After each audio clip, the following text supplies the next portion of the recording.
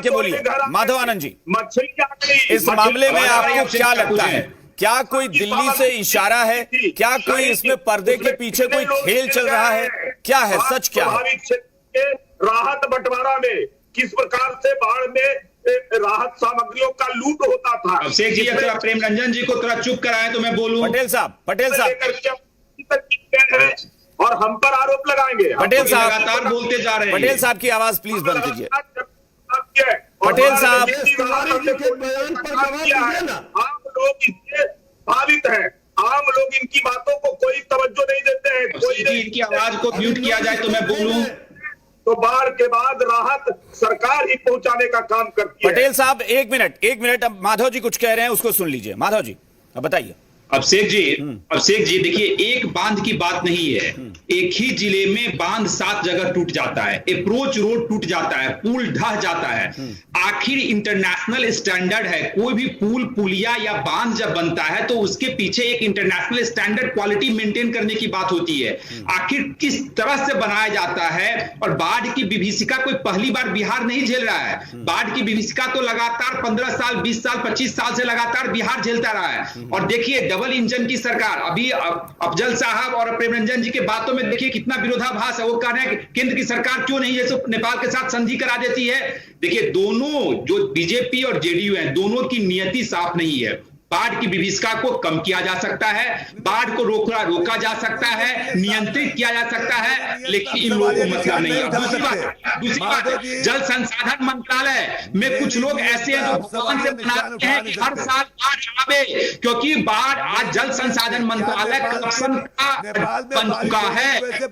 से कोई मलाई बिहार सरकार में माना जाता है तो जल संसाधन मंत्रालय माना जाता है। और आप ध्यान देखिएगा कि लगातार वो मंत्रालय हमेशा जेडीयू के पास रहा है। और बीजेपी के जो मंत्री हैं वो लोग तो रबर स्टाम्प हैं। नीतीश जी किसी की बात नहीं सुनते हैं। जेडीयू कोटे से जो मंत्री हैं उनकी बात सुनी भी जाती है।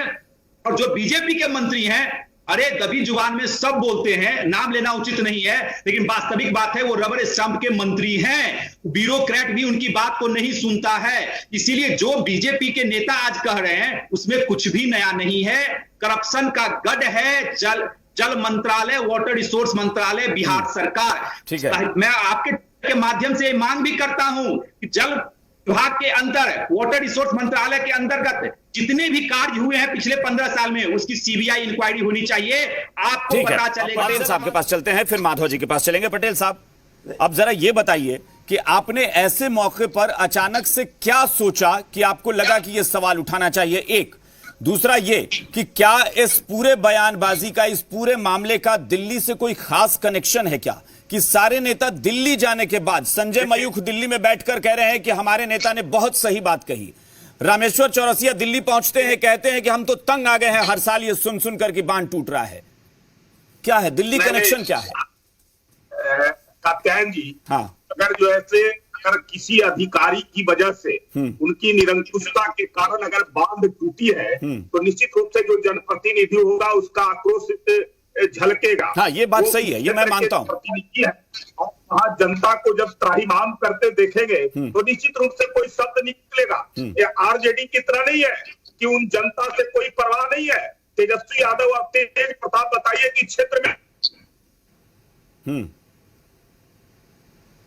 चलिए, आपकी आवाज चली गई है। माधव जी कुछ कह रहे थे। माधव जी ये कह रहे हैं कि दरअसल जनता का दर्द था, माधव जी जनता का दर्द था जिसको सुनकर ये विधायक ने अपनी बात रखी है, उनका ये कहना है। अभिषेक जी देखिए, मैं आपको जैसे बोला ना कि कुछ मंत्रालय बिहार सरकार में ऐसे हैं वहां करप्शन का गढ़ बन चुका है। यानी भगवान से लोग मनाते हैं कि बाढ़ आवे, और बाढ़ एक ऐसी चीज है जहां ना कोई टेंडर फ्लोट होता है। एक आपदा के नाम पे वहां करोड़ों अरबों रुपया जो है जनता की गाढ़ी कमाई को बर्बाद किया जाता है। इन लोगों की नियति सही नहीं है। मैं हमेशा से कहा हूं कि अगर पूरे कार्यकाल नीतीश जी के 15 साल के कार्यकाल का, स्पेशली वाटर रिसोर्स मंत्रालय के अंतर्गत जितने काम हुए हैं उसकी सीबीआई इंक्वायरी होनी चाहिए।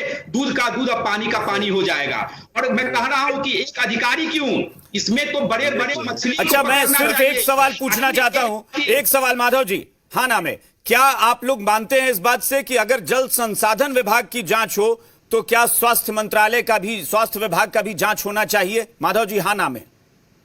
निश्चित रूप से हाँ, मैं आपका समर्थन करता हूँ। दो ऐसे मंत्रालय हैं, स्वास्थ्य में ही बोल नहीं जा रहा था, मृत्युंजय तिवारी जी, जहाँ स्वास्थ्य विभाग में भी जांच होनी चाहिए, स्वास्थ्य महकमे में स्वास्थ्य व्यवस्था खत्म क्यों है? मृत्युंजय तिवारी जी, माधव जी प्लीज। ये दोनों मंत्रालय की जांच माननीय प्रधानमंत्री जी और माननीय नीतीश कुमार जी योजनाओं में जांच होनी चाहिए। 55 घोटाले हुए हैं। ठीक है, चलिए, यानी जांच होनी चाहिए। विपक्ष भी मान रहा है कि स्वास्थ्य महकमे में भी जांच होनी चाहिए। बहुत बहुत शुक्रिया आप सबका इस चर्चा में शामिल होने के लिए। फिलहाल सत्ता पक्ष में ये अलग अलग गुट बन गए हैं, क्योंकि बीजेपी अब कह रही है कि जल संसाधन विभाग में गड़बड़ी है, जांच होनी चाहिए, लेकिन जेडीयू इनकार कर रही है कि जांच नहीं, बहस कर लीजिए, जहां चाहें वहां कर लीजिए। फिलहाल बात विभाग में इतना ही। नमस्कार।